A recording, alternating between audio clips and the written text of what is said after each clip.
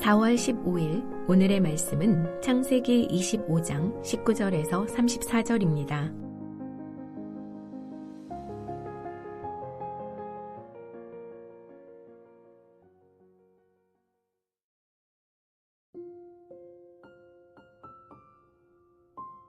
아브라함의 아들 이삭의 족보는 이러하니라.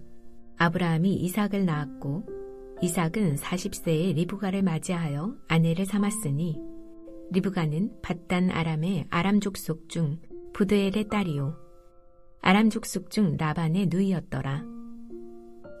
이삭이 그의 아내가 임신하지 못하므로 그를 위하여 여호와께 간구하매 여호와께서 그의 간구를 들으셨으므로 그의 아내 리브가가 임신하였더니 그의 아들들이 그의 태 속에서 서로 싸우는지라. 그가 이르되 이럴 경우에는 내가 어찌할꼬 하고 가서 여호와께 묻자온대. 여호와께서 그에게 이르시되 두 국민이 내 태중에 있구나. 두 민족이 내 복중에서부터 나누이리라. 이 족속이 저 족속보다 강하겠고 큰 자가 어린 자를 섬기리라 하셨더라. 그 해산 기한이 찬즉 태에 쌍둥이가 있었는데 먼저 나온 자는 붉고 전신이 털옷 같아서 이름을 에서라 하였고 후에 나온 아우는 손으로 에서의 발꿈치를 잡았으므로 그 이름을 야곱이라 하였으며 리브가가 그들을 낳을 때에 이삭이 60세였더라.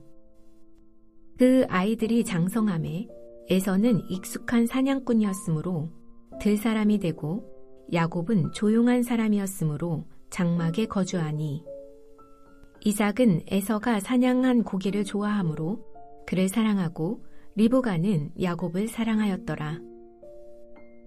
야곱이 죽을 쑤었더니 에서가 들에서 돌아와서 심히 피곤하여 야곱에게 이르되 내가 피곤하니 그 붉은 것을 내가 먹게 하라 한지라.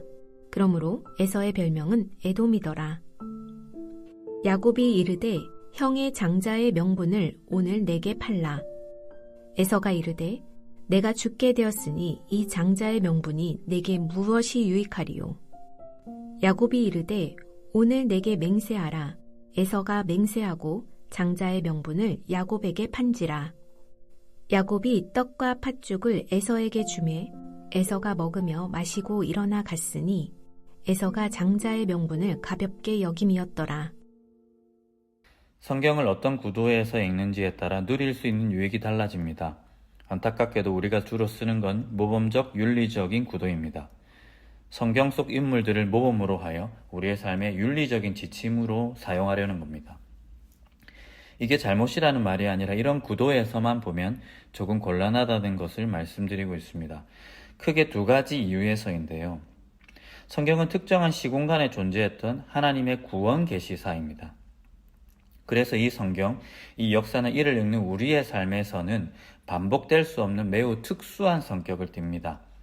이러한 특수한 역사를 그 문맥 밖에 있는 오고 올 모든 신자의 삶에 보편적으로 위치시켜 모범과 교훈, 윤리적인 지침으로 삼으려는 시도는 자칫 성경 자체의 문맥을 제대로 보지 못하게 만드는 결과를 초래합니다. 즉 그때 그 상황에서 하나님이 무슨 일을 하고 계셨는지를 보지 못한 채 윤리적인 기준으로 본문 속 인물들을 옳으니 그르니 판단하고 끝내버릴 위험이 있는 것입니다. 다른 하나는 오늘 이 시대 우리의 윤리적인 기준을 본문에 밀고 들어가 읽게 될 가능성이 큽니다. 뭐든 그렇게 되죠. 운전을 할 때도 그렇지 않습니까? 나보다 빨리 가는 사람은 미친 X이고 나보다 느리게 가는 사람은 바보 멍청이죠. 어떤 시대는 자기 당대를 보편적인 것으로 인식합니다. 이 시대를 살아가는 우리도 그렇습니다. 지금 이 시대 우리가 형성하고 있는 윤리, 세분화된 예의, 관습, 매너 등을 기준으로 성경에 밀고 들어간 난장판을 만들 가능성이 얼마든지 있다는 것입니다. 야곱과 에서의 삶, 그들의 선택과 그들의 행위가 있기 전에 성경은 그들이 무엇이며 어떻게 될 것인지를 이미 결정하고 있습니다. 이삭이 40세일 때 리브가와 결혼을 했습니다. 그들은 20년간 불임으로 지내다가 21절에 이삭의 간구를 하나님이 들으셨으므로 자녀를 출산하게 됩니다. 이삭의 나이 60세일 때입니다. 근데 리브가의 태가, 그 배가 상황이 심상치 않습니다. 생명들이 투쟁하고 있었습니다. 리브가는 심상치 않은 일들이 자기 태에서 일어나고 있음을 직감합니다. 육감적으로 아는 거죠. 이럴 경우 내가 어찌할꼬 하였습니다. 22절이죠. 어떤 곤란함이었을까요? 생각해보면 쉽습니다. 아브라함과 사라가 이스마엘과 이삭 사이에서 이런 갈등을 할 필요는 없었습니다. 이삭이 태어나기 전에는 몰라도 이삭이 태어났을 때엔 누가 언약을 이을 자인지 명확했습니다. 공교롭게 어제 본문에 이스마엘의 족보가 나오고 있습니다. 이스마엘도 아브라함의 자녀로서 한 민족을 이룰 것이지만 구원 계시사는 사라를 통해 허락된 이삭을 통해서입니다. 그래서일까요? 아브라함은 25장 초반에 자신의 죽음을 내다보면서 6절 자기 서자들에게도 재산을 주어 자기 생전에 그들로 하여금 자기 아들 이삭을 떠나 동방 곧 동쪽 땅으로 가게 하였습니다. 이들과 이삭이 같이 있지 않게 한 것입니다. 뗀 거죠. 있을 수 없다고 판단한 것입니다. 근데 지금 이스라엘의 태에 같이 있습니다. 두 생명이, 두 아들이 같은 공간과 시간을 공유하고 있는 거죠. 언약의 말씀의 적극적인 존재 리브가 그 역사에 용기 내어 투신했던 고향과 친척을 버리고 믿음의 길을 떠났던 리브가는 혼란의 늪에 빠집니다. 그때였습니다. 23절에 여호와께서 그에게 이르시되 두 국민이 내 태중에 있구나. 두 민족이 내 복중에서부터 나누이리라. 이 민족, 이 족속이 저 족속보다 강하겠고 큰 자가 어린 자를 섬기리라. 아브라함의 자손들이 민족을 이룬다는 건 이미 존재하는 사실입니다. 아브라함의 아들들 이삭을 제외한 이스마엘 또 다른 서자들도 각각 다른 지역에서 민족과 족속을 형성하고 있었으니 말입니다. 문제는 누가 구원 계시사를 이어갈 그 아들이냐 이 말입니다. 핵심 문장은 그래서 23절 마지막입니다. 큰 자가 어린 자를 섬기리라. 네, 이 결정, 이 인간의 어떤 행위 전에 선언된 이 결론 안에서 앞으로 펼쳐질 본문을 봐야 합니다. 본문 성경은 이 선언적 결론 안에서 자신이 읽혀지기를 원하고 있습니다. 옳다 그르다로 굳이 판단해야 안 된다면 그 기준이 이 리브가에게 선포된 말씀입니다. 그리고 27절을 읽으면 에서는 들에서 사냥하기를 좋아하는 사냥꾼이었다는 내용이 나옵니다. 유사한 인물이 있죠. 이스마엘입니다. 에서는 그 기질, 그 존재가 태생적으로 갖는 방향성에 있어 이스마엘과 유사해 보입니다. 16장 12절이죠. 그가 사람 중에 들나귀같이 되리니 중약. 그가 모든 형제와 대항하여 살리라. 21장 20절에 이스마엘은 실제로 들에서 활 쏘는 자가 되었습니다. 다시 말씀드리지만 공교롭게 어제 본문 12절에서 18절은 이스마엘의 족보입니다. 창세기가 다루는 구원 계시사가 진행되는 가운데 언약 안에 적합하지 않은, 언약 안에 있기엔 그 스스로가 견디지 못하는 그 존재의 경향성은 들나귀, 들사람이라는 단어들로 표현되고 있습니다. 그에 반해 야곱은 27절에 조용한 사람이었으므로 장막에 거주하니라고 했습니다. 개역개정은 이 부분을 과도히 의역하고 있습니다. 거의 오역인데요. 이 탐이라는 히브리어를 조용한으로 옮겼기 때문입니다. 에서가 장막 밖 들에서 활동적인 인물로 그려지고 있기에 그의 이 대립하는, 대조되고 있는 의미로서 야곱은 장막 안에서 조용한 사람, 조용한으로 옮겼습니다. 여기서 사용되는 탐은 온전한으로 옮겨야 할 단어입니다. 욥기 1장 1절에 욥이 온전하고 정직하여 할 때 온전하고라고 옮겨진 단어이고요. 그리고 시편 15편 2절에서도 온전하게 행하는 자로 나오고 있습니다. 잠언 10장 9절에서도 온전하게 행하는 자로 나옵니다. 야곱은 조용한 사람이 아니었습니다. 야곱은 온전한 사람이었습니다. 언약의 역사에 열정을 가지는 온전한 사람이었습니다. 장막 밖, 언약 밖에 대한 열의가 아니라 그 들에 대한 열의가 아니라 언약과 구원, 하나님이 허락하시는 그 복에 대한 열의, 그 온전한 마음을 가지고 있었던, 온전한 경향성을 가지고 있었던 사람이었다는 겁니다. 게다가 그가 있었던 곳은 장막이라고 쓰여지고 있습니다. 이 동일한 단어가 출애굽기에서는 성막으로 옮겨집니다. 공교롭죠.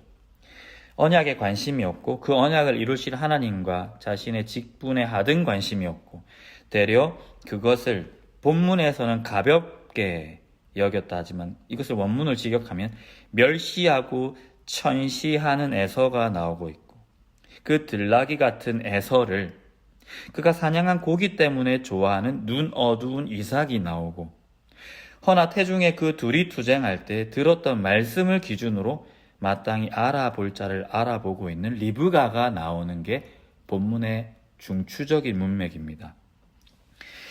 야곱을 윤리적으로 몰아세우는 독복에서는 야곱이 에서를 속였다고 하지만, 실은 오늘 본문에선 야곱은 그냥 붉은 죽을 썼고 그 죽을 에서가 달라고 합니다. 이에 야곱은 자기의 온전한 열정을 가지고 그 붉은 죽을 주고 에서가 안중에도 없는 멸시하고 천시하는 그 장자의 권한을 맞바꾸려고 했을 뿐입니다. 추후 속이는 계획을 주도하고 있는 인물은, 그래서 속여서 장자의 축복을 야곱에게로 향하도록 하고 있는 인물은 야곱이 아니라 리브가입니다. 여러분, 이제 본문이 어떻게 보이시나요? 여러분, 오해하시면 안 됩니다. 저는 비교적 외향적인 사람이 교회 생활에 적합하지 않다거나 하는 그런 일반적인 적용을 펼치고 있지는 않습니다. 반복될 수 없는 매우 특수한 구원 계시사의 문맥을 그 자체로서 존중하며 읽어 가보자는 겁니다. 일단은 그 본문, 그 역사가 자체로 갖는 긍부정의 신호들만 우리의 판단을 가미시키지 말고 일단은 긴 호흡으로 읽으며 따라가 보자는 겁니다. 본문은 생각보다 파악하기 어렵지 않습니다. 인간의 선택과 행위의 그 경향성이 드러나기 전에 이미 하나님께서 말씀을 선포하셨기 때문입니다. 그 이후에 그들의 행태는 정확히 그 선언된 말씀의 방향 안에 포개어집니다. 너무 쉽게 시도하게 되는 윤리적인 판단을 내려놓고 본문을 내 삶에 곧바로 적용하려는 습관을 좀 저지하면서 그때 그 시절 구원 역사가 어떤 모양과 방향성을 갖고 있었는지 그 진행 방향을 긴 호흡으로 읽어갈 필요가 있다는 것입니다. 에서가 쿨하고 멋져 보이는 이 시대 정신에 부합하는 인물로도 보이고, 야곱을 과도히 억울하게 만드는 우리이나 그것을, 우리를 구성하고 있는 판단과 기준을 내려놓고 일단 한번 봐보자는 거죠. 오늘 이 묵상의 적용은 큐티의 역설입니다. 오늘 주어진 이 큐티 본문이죠. 매일 성경 이 큐티 본문. 이 단락 안에 결국 우리의 현대적인 삶을 조망하고 우리의 삶에 필요한 적용점을 찾아내어야만 하는 거죠. 짧은 시간 안에 말이죠. 유익하면서도 상당한 위험이 있다는 것을 제가 인지시켜 드립니다. 오전에 큐티 묵상 나눔을 올리면서 이게 할 말인가 싶기도 하지만 저는 통독을 여러분에게 권해드립니다. 큐티도 하시고요. 긴 호흡으로 통독을 해보십시오. 이 분절된 본문에도 익숙해져야 하겠지만 매일매일 큐티를 하면서도 그 위험을 상쇄하기도 해야 되겠지만 시간을 들여서 긴 호흡으로 주보에 나가고 있는 주소대로 성경을 긴 이 덩어리로 읽어보실 것을 여러분에게 권해드립니다. 기도합시다. 하나님, 저희가 하나님의 말씀을 긴 호흡으로 읽을 수 있게 해주십시오. 하나님이 행하시는 일을 천천히 들여다볼 수 있게 해주십시오. 우리의 판단과 느낌과 기준을 내려놓고 넉넉하게 집중하여서 그때 그곳에서 하나님께서 어떤 일을 이루고 계셨는지를 보게 해주십시오. 그리고 그 인내로서 지금 우리 곁에 현존하는 이웃들의 삶과 세상 가운데 일어나는 일들도 온전하게 읽을 수 있는 저희들이 되게 해주십시오. 예수님의 이름으로 기도합니다. 아멘.